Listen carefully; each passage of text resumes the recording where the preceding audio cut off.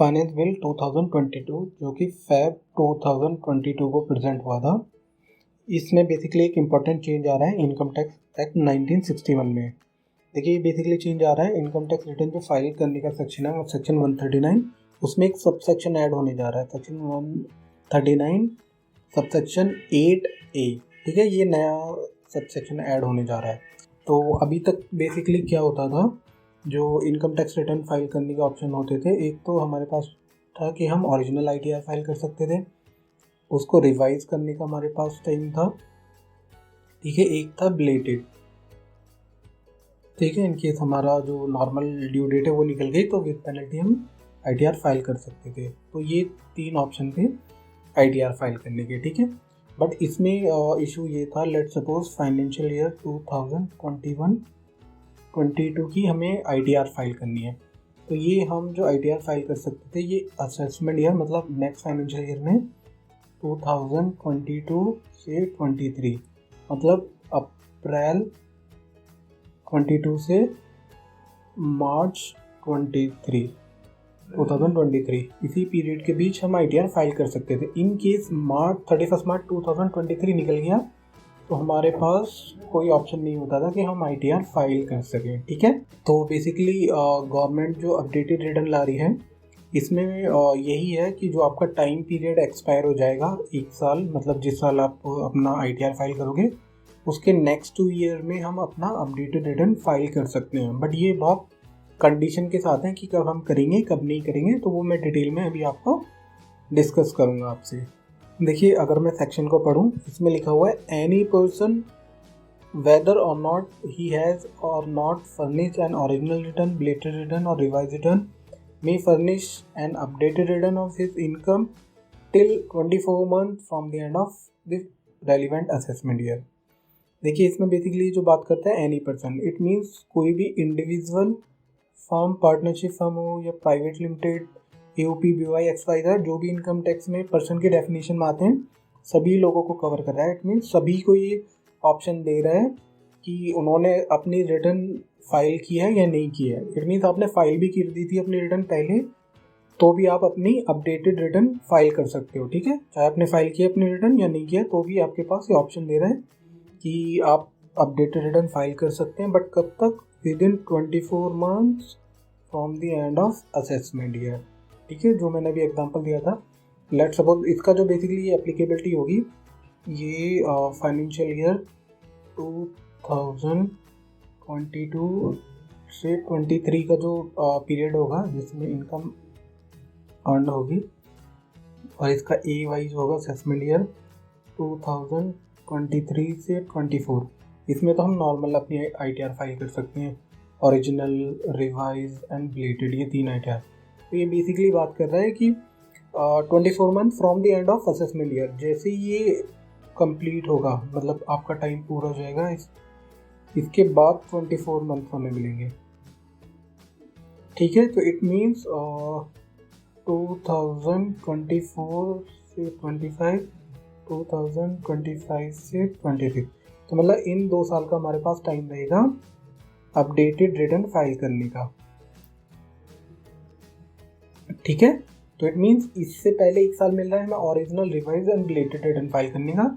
And जब ये period expire हो जाएगा, हमारे पास अभी तक कोई ऑप्शन नहीं होता था रिटर्न फाइल करने का, बट गवर्नमेंट ने एक ऑप्शन दिया है ब्लेटेड रिटर्न, एंड ये हम नेक्स्ट 2 ईयर्स से फाइल कर सकते हैं, नेक्स्ट ईयर तक। ठीक है, बट इसमें भी कंडीशन है कि कब करनी है ये रिटर्न, कब नहीं कर सकते हैं, तो वो मैं आगे आपको डिटेल में समझाऊंगा। ठीक है, बेसिकली ये मैंने समरी यहाँ पे लिखी हुई है 8 पॉइंट की। ये समरी है कि गवर्नमेंट ने केसेस बताए हैं जहाँ पर अपनी अपडेटेड रिटर्न फाइल नहीं कर सकते हैं हम। ठीक है, तो अगर मैं इसको देखो कंक्लूड करूँ, जो भी ये नीचे पॉइंट्स लिखे हैं, अपडेटेड रिटर्न तभी फाइल कर सकते हैं जब आपका टैक्स पेबल आएगा। इन केस आपका टैक्स पेबल नहीं आ रहा तो आप अपनी अपडेटेड रिटर्न फाइल नहीं कर सकते हो। ठीक है, तो इट मीन्स आपकी टैक्स लाइबिलिटी आनी चाहिए, तभी आपके पास ये ऑप्शन आएगा। दूसरी चीज़, जिस फाइनेंशियल ईयर की आप ये रिटर्न फाइल करोगे उसका कोई भी केस पेंडिंग नहीं हो या फिर केस आपका फाइनलाइज नहीं हो गया हो, अगर ये है तब भी नहीं कर सकते, एंड थर्ड है एक बार आपने अपडेटेड रिटर्न फाइल कर दी तो आपको जो सेकंड चांस नहीं मिलता है कि आप अपनी अपडेटेड रिटर्न को रिवाइज कर लें या दोबारा फाइल कर दें। ठीक है, तो ये 3 पॉइंट इसकी समरी है, फिर भी मैं आपको डिटेल में समझा देता हूँ एक एक करके। ठीक है, देखिए if updated return it A return of loss. ठीक है, अगर आप जो रिटर्न फाइल करने जा रहे हैं अपडेटेड रिटर्न वो लॉस की रिटर्न है तो भी आप फाइल नहीं कर सकते हो। ठीक है, क्यों? जैसे मैंने समझ बताया टैक्स पेबल नहीं है। Second, if updated return will decrease the total tax liability. यहाँ पे उल्टा मतलब हो रहा है, इट मीन्स टैक्स पेबल नहीं है सेकेंड सिचुएशन में भी तो आपका नहीं कर सकते हैं। बट यहाँ पे देखिए ये अर्लियर वर्ड इंपॉर्टेंट है। मान लीजिए आपने कोई पहले रिटर्न फाइल की थी, ठीक है, एंड आप जो अपडेटेड रिटर्न फाइल करना चाह रहे हैं उसमें आपकी जो पहले आपने अपनी टैक्स लाइबिलिटी शो करी हुई है वो डिक्रीज हो रही है, तो उस केस में भी आपको अपडेटेड रिटर्न फाइल करने का ऑप्शन नहीं मिलेगा। If updated return result in refund or increase the refund file earlier. अगर आपने कोई पहले अपनी ITR फाइल की हुई है एंड अपडेटेड रिटर्न जो आपको फाइल करना है उसमें आपका रिफंड बनेगा या फिर जो पहले आपने रिफंड बनाया था वो बढ़ जाएगा, इंक्रीज हो रहा है, तो उस केस में भी आपको अलाउ नहीं है ना अपडेटेड रिटर्न फाइल करना। ठीक है, थर्ड आपका ऑप्शन है कि if search has been initiated under section 32, मतलब वही अपना अगर कोई केस पेंडिंग है या फाइनलाइज हो गया है या तो आपका सर्च के थ्रू, सर्वे के थ्रू, या फिर आपके कोई प्रोसीडिंग फॉर असेसमेंट या रीअसेसमेंट चल रही है या कंप्लीट हो चुकी है, अगर आपका कोई प्रोसिक्यूशन प्रोसीडिंग पेंडिंग है या उस टाइप का कोई सीन है तो भी आपका अपडेटेड रिटर्न का ऑप्शन नहीं मिलेगा आपको। ठीक है, एट्थ देखो मोस्ट इंपॉर्टेंट पॉइंट है, अगर आपने कोई अपडेटेड रिटर्न पहले फाइल कर दिया, लेट सपोज आपको 24 महीने मिलते हैं, ठीक है, अपडेटेड रिटर्न फाइल करने के लिए 24 मंथ, तो आपने एक रिटर्न तो फाइल कर दी, देन आपको लगा कि नहीं जी हमारी जो अपडेटेड रिटर्न गलत फाइल हो गई है, आप सोच रहे हो कि मैं अपडेटेड रिटर्न रिवाइज कर दूं या दूसरी रिटर्न फाइल कर लूं, तो वो भी ऑप्शन अलाउड नहीं है। ठीक है, तो इट मीन्स सिर्फ एक ही अपडेटेड रिटर्न आप फाइल कर सकते हैं। ठीक है, तो जैसे कि मैंने आपको यहाँ पे समरी दी थी कि आपका अगर टैक्स पेबल नहीं है तो आप नहीं कर सकते हो, अगर कोई आपका केस पेंडिंग है या फाइनलाइज हो चुका है उस रेलिवेंट असेसमेंट ईयर से रिलेटेड तो भी आप उस फाइनेंशियल ईयर का नहीं कर सकते हो अपना अपडेटेड रिटर्न फाइल, एंड आपने अगर कोई अपडेटेड रिटर्न ऑलरेडी फाइल कर दिया है तो आपको सेकंड चांस नहीं मिलता है फाइल करने का। देखिए सेकंड जो अमेंडमेंट आया बेसिकली सेक्शन 140B में आया है। ठीक है, तो इसमें बेसिकली अमेंडमेंट ये है कि एडिशनल टैक्स, मतलब कुछ ना कुछ टैक्स आपको पे करना ही पड़ेगा तभी ये ITR फाइल होगी, ये मैंडेटरी है बेसिकली। तो इट मीन्स ये है कि गवर्नमेंट ने अपना रिवेन्यू बढ़ाने के लिए ये प्रोविज़न इंट्रोड्यूस किया है। इससे नॉर्मल अगर आपका टैक्स पेबल नहीं आ रहा है तो आपको ये सेक्शन का बेनिफिट नहीं मिलेगा। ठीक है, इन केस आपका टैक्स पेबल बनेगा तो आप इस सेक्शन की हेल्प से अपनी ITR फाइल कर सकते हो।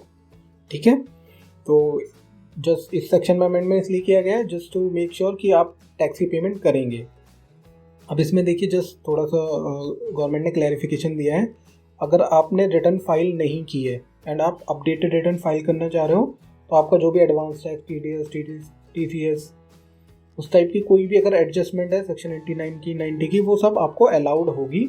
उसके बाद जो बैलेंस टैक्स पेबल आएगा उसी पे इंटरेस्ट, एडिशनल टैक्स, उस टाइप की बातें होंगी। ठीक है, तो अगर रिटर्न फाइल नहीं हुई एंड आपका कोई क्रेडिट, TDS और ये सब पड़े थे तो आपका एडजस्टमेंट होगा, उसी के बाद बैलेंस जो अमाउंट आएगा वही आपको पे करना है। एंड जहाँ आपने रिटर्न पहले फाइल कर दी थी, ठीक है, तो जो आपने पहले रिटर्न में क्रेडिट लिया था टैक्स का, लाइक TDS, TCS, एडवांस तक जो भी XYZ था, वो सारा अलाउड होगा एंड अगेन बैलेंस जो पेमेंट होगी उसी का आपको पेमेंट करना है। ठीक है, जस्ट ये क्लैरिफिकेशन है। अभी तक तो मैंने आपको बताया जी जस्ट आप अपडेटेड रिटर्न कब तक फाइल कर सकते हैं और कब किन केसेस में नहीं कर सकते हो, एंड टैक्स का पेमेंट हमारा मैंडेटरी है। बट इसमें एक नया टर्म आया है एडिशनल टैक्स, बेसिकली ये पेनल्टी है। ठीक है, जब गवर्नमेंट ने आपको 1 साल का टाइम दिया था अपनी ओरिजिनल या फिर रिवाइज या बिलेटेड रिटर्न फाइल करने का, उसमें हमने रिटर्न फाइल नहीं की, अब हम गवर्नमेंट एक नया ऑप्शन दे रही है अपडेटेड रिटर्न का, तो बेसिकली ये विद पेनल्टी है जिसको गवर्नमेंट ने नाम दिया है एडिशनल टैक्स। ठीक है, बट ये अल्टीमेटली पेनल्टी है आप पर। तो इसमें क्या है, गवर्नमेंट ने ऑप्शन दिया है गवर्नमेंट ने बोला है अगर आप विद इन 1 ईयर ये फाइल कर रहे हो, with in 12 month from the end of relevant assessment year, जो भी आपका असेसमेंट ईयर था रिटर्न फाइल करने के लिए, उसके 12 मंथ के नेक्स्ट 12 मंथ में, मतलब जो भी आपका रेलिवेंट असेसमेंट ईयर था उसके नेक्स्ट 12 मंथ में आप ये फाइल कर रहे हो, तो आपको 25% of tax and interest payable, इनका 25% आपको पेनल्टी भी जमा करनी पड़ेगी। ठीक है, 25%।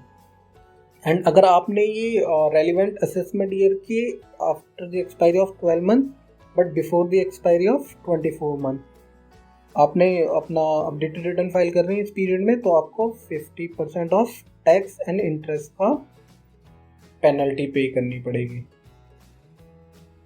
ठीक है, तो मैं यहाँ पे आपको एग्जांपल समझाता हूँ। लेट्स सपोज फाइनेंशियल ईयर 2022-23, ठीक है, इसकी आप ITR फाइल करते हो AY 2023-24 में। ठीक है, तो यहाँ पे आपके पास होता है ओरिजिनल रिटर्न फाइल करने का, रिवाइज करने का एंड रिलेटेड रिटर्न। ठीक है, ये वाला नहीं किया, देन आपके पास ऑप्शन आता है 2024-25 का एंड 2025-26 का, ये 2 साल आपको मिलते हैं। ठीक है, अपडेटेड रिटर्न फाइल करने के लिए।